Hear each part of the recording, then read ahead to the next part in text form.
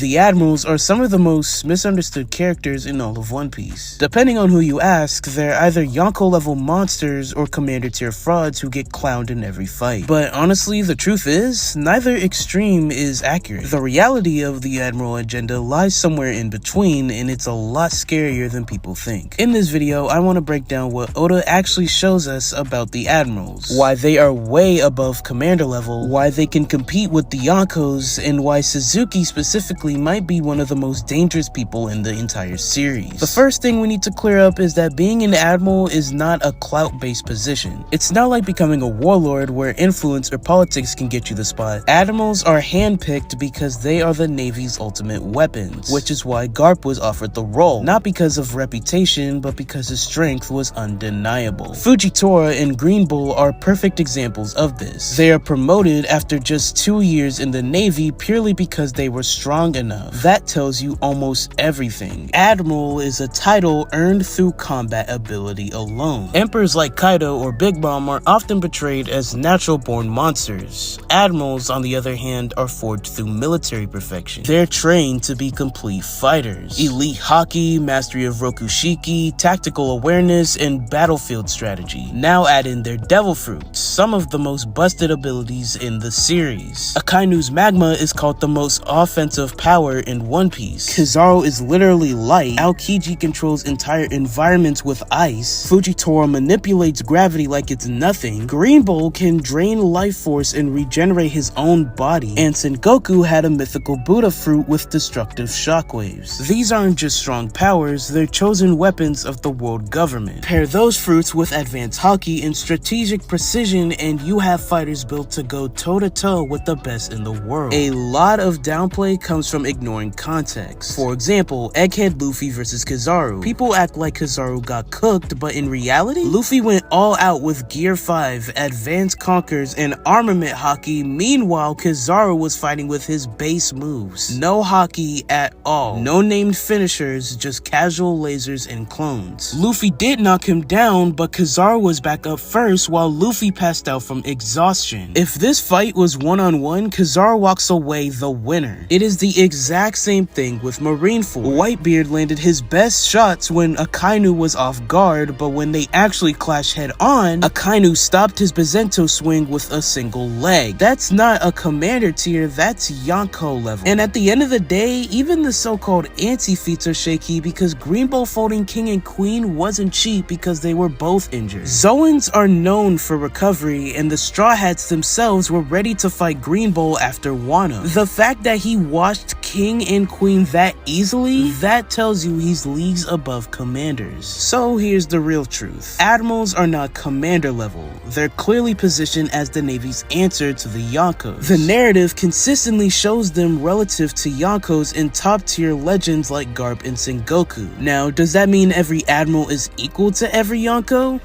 No, of course not. Shanks, Kaido, and Whitebeard in his prime are clearly special cases, but it also means no Yonko is casually one-shotting an Admiral in a fair fight. These are extremely high div battles that could go either way depending on circumstance. And that's honestly the entire point. Admirals exist in the same bracket. They're not frauds, but they're also not untouchable gods either. They're elite world powers designed to rival the Yonkos. But then there's Akainu. Suzuki is not just another Admiral, he's in a category of his own. This is the same man who fought Aokiji for 10 days straight and won. The same man who tanked Whitebeard's strongest attacks. The man who left Marineford as Fleet Admiral not because of politics but because he proved he was the strongest. He embodies everything terrifying about the Admiral agenda. Destructive, offensive, monstrous stamina, relentless brutality, and possibly even conquers haki. Oda has made it very clear that Akainu will be one of Luffy's final obstacles, and that alone puts him in the top 5 of the verse. Hell, maybe even top 3 to be honest. The Admiral agenda isn't about overrating them or pretending they're untouchable. It's about recognizing what the story actually shows. That Admirals are far and above commanders, that they rival the Yonkos, and that Suzuki in particular might be one of the strongest characters in the verse. So here's my question to you.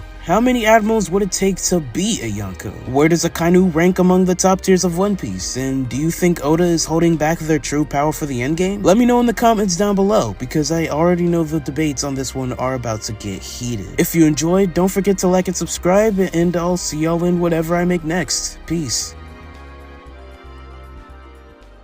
Before there was anything, there was nothing. And before there was nothing, these ancients are just the beginning. I will command a great and terrible army. We will sail until every light has been extinguished. And we will sail to 1 billion worlds.